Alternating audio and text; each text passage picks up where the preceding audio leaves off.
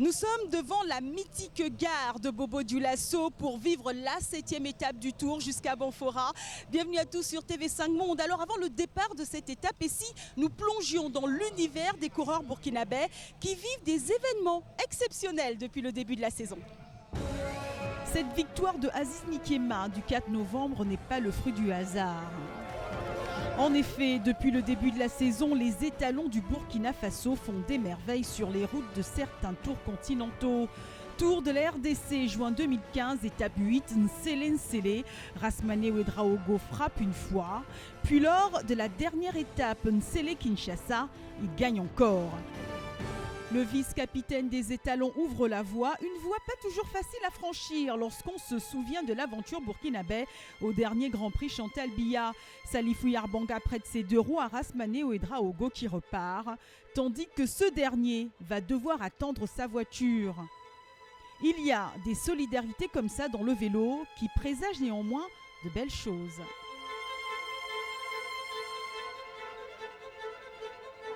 Continue ta carrière, ne te frustre pas. Je te vois, tu comprends. Ne pleure pas, mon fils. Ne pleure pas. Ne pleure pas. Ne pleure pas. C'est rien, ça arrive. La compétition ne va pour toi. Ça va aller. Le rendez-vous est donc pris dans quelques jours au Tour du Faso. À 10 km de l'arrivée, les deux ont 45 secondes des 4 coureurs. Et dans ces deux-là, il y a Salifou Yarbanga, le malchanceux du Cameroun. Dans une échappée avec le Suisse Manuel Stocker, le Burkinabé veut entrer dans l'histoire de son tour. Devant une foule en liesse, Salifou Yarbanga gagne à Koudougou.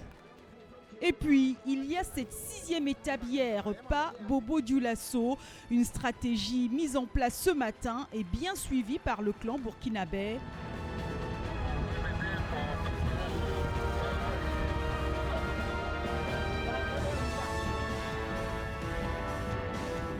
Rasmane Ouedraogo et Aziz Nikema sont dans l'échappée. Aziz ne prend aucun relais et reste bien derrière.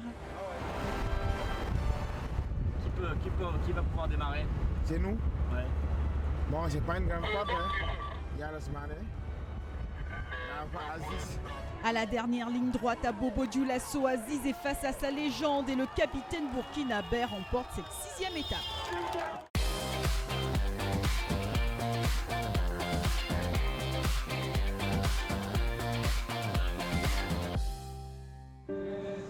Mise en service en 1933, la jolie gare ferroviaire de Bobo-Dioulasso fait partie intégrante du patrimoine burkinabé. Et c'est face à cette magnifique vue que les coureurs attendent patiemment le départ de la 7e étape, Bobo-Dioulasso-Banfora. Une étape qui promet d'être nerveuse car courte, la plus courte de cette édition, 85 km. Et les Érythréens qui ont déjà engrangé 3 victoires d'étape, dont 2 de Upton Mikel, ont peut-être déjà une petite idée du déroulement de la course. Bonne chance et à tout à l'heure, dans une heure, à Banfora. Direction Banfora pour les coureurs qui s'acheminent tranquillement vers le kilomètre 0 pour prendre le départ réel.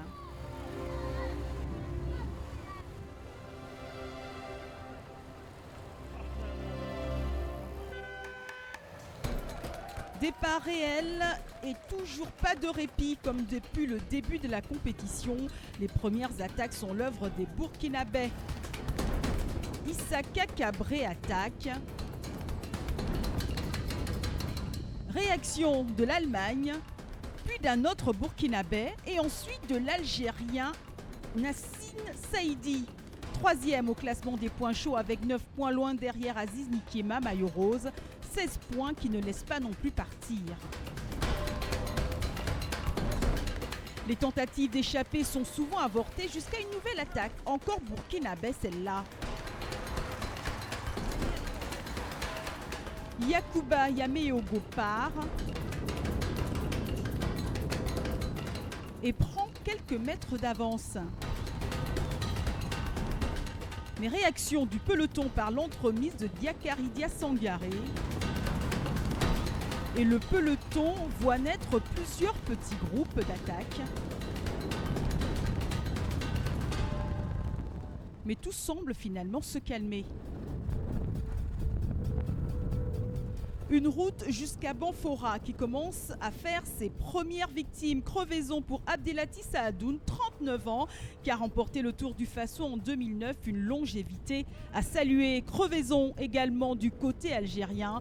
Et toujours ce sourire, Abdallah Ben Youssef relativise, tandis que le peloton mené par le Maroc le dépasse. Et les crevaisons n'épargnent pas non plus le Burkina Faso. Yacouba Yaméogo, l'un des premiers échappés du début de la course, est à l'arrêt. Il va falloir attendre le changement de sa roue.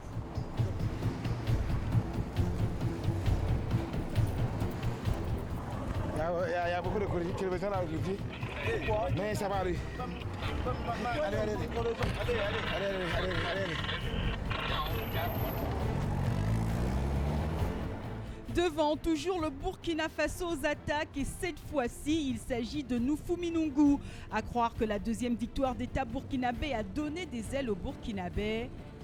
Mais les ailes sont vite coupées avec l'Érythrée qui commence à rentrer dans le bal. Tesfatio Mehari, peut-être l'Érythréen qui s'est le mieux illustré depuis le début de la course attaque. Et le Maroc réagit aussitôt.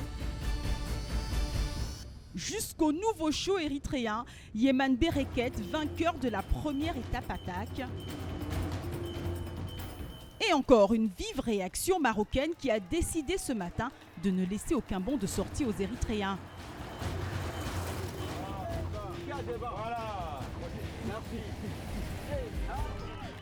À l'approche du premier sprint intermédiaire à Penny, c'est un Suisse et un Algérien qui sont à la bataille. Et c'est finalement l'Algérien Abdallah Ben Youssef qui avait crevé qui l'emporte. Après Penny, le peloton à nouveau groupé à vive allure est toujours mené par les Marocains. 6 coureurs marocains à l'avant, protégeant leur maillot jaune. Cette stratégie n'est-elle pas suicidaire ? Quoi qu'il en soit, les Érythréens, eux, ont décidé de ne pas leur laisser de répit. Dans le groupe d'échappés, ils sont 3. 2 Érythréens, Abton Michael et Emmanuel Méron, et le Suisse Michael Kibourz. Le groupe d'échappés roule dans une bonne entente.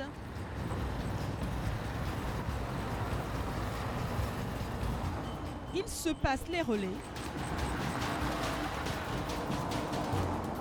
Et à l'approche du deuxième sprint intermédiaire à Toussiana, le Suisse attaque et franchit le premier la ligne d'arrivée. Mais à suivre la stratégie érythréenne, leur objectif est ailleurs. Le groupe d'échappés a désormais 1 minute 50 d'avance sur le reste du peloton, à 30 km de l'arrivée. Et les Marocains continuent de mener le peloton à la poursuite des échappés. Le groupe d'échappés continue à creuser l'écart avec le peloton maillot jaune. Il l'aura jusqu'à 2 minutes 50 d'avance sur ses poursuivants. Mais au fil des kilomètres, le maillot jaune prend ses responsabilités. La locomotive marocaine derrière accélère et réduit considérablement l'écart.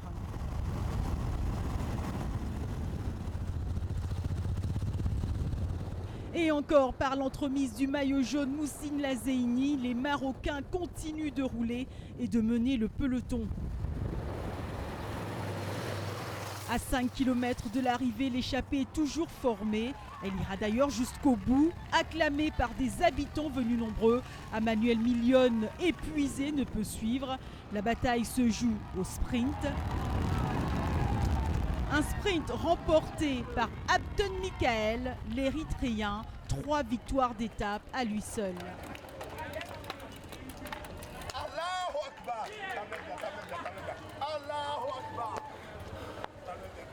Et nouvelle déception côté suisse. 2 fois deuxième, c'est dommage. L'Érythrée est sur le toit de Banfora. Et le maillot jaune est toujours sur les épaules du Marocain Moussine Lazeini. Et décidément, ce classement général qui ne bouge pas, avec 2 Burkinabés, 3e et 4e. 4e victoire d'étape pour l'Érythrée. Décidément, ces hommes de Asmara sont très forts. Alors et si nous nous arrêtions maintenant sur un produit très prisé par les Africains, de plus en plus par les Burkinabés, et il paraît même que c'est le dessert préféré de certains coureurs. Au Burkina Faso, la production de bananes s'est considérablement développée durant ces 15 dernières années. Les Burkinabés consommeraient entre 60 à 80 tonnes de bananes par jour.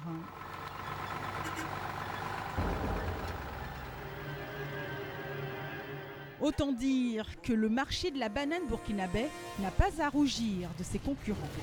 Bon, ici, nous sommes dans une mûrisserie. Et ça veut dire que le camion vient avec la banane des champs. Par contre, il y a un premier tri qui se fait à l'intérieur du camion. Voilà, on est en train de trier les trucs avariés et puis la bonne banane.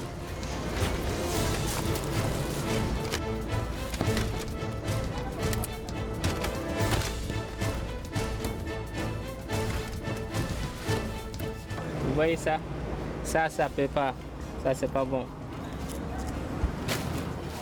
Et donc, ça va à la poubelle ou pas? Bon, des fois, pas dans la poubelle, mais quand il n'y a pas de machine, c'est dans la poubelle directement.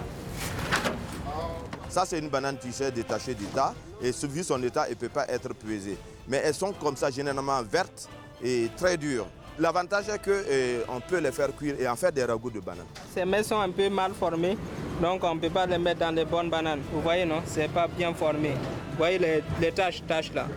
C'est pas bien. Et puis c'est un peu petit quoi.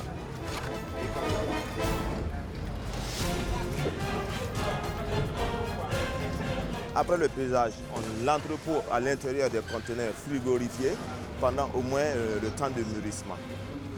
Ensuite, elles mûrissent durant 4 à 5 jours. À 5 jours maximum, les bananes elles sont uniformément jaunies et très belles et bonnes à déguster. J'ai 2 conteneurs, dont un de 20 pieds et un autre de 40 pieds.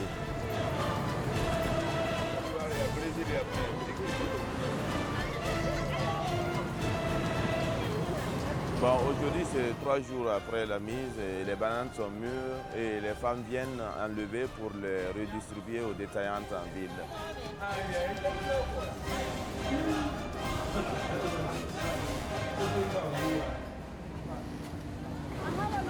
Je viens ici à chaque cargaison et j'achète jusqu'à 8 caisses de bananes. On peut estimer entre 60 et 80 tonnes de bananes vendues jour à Ouaga.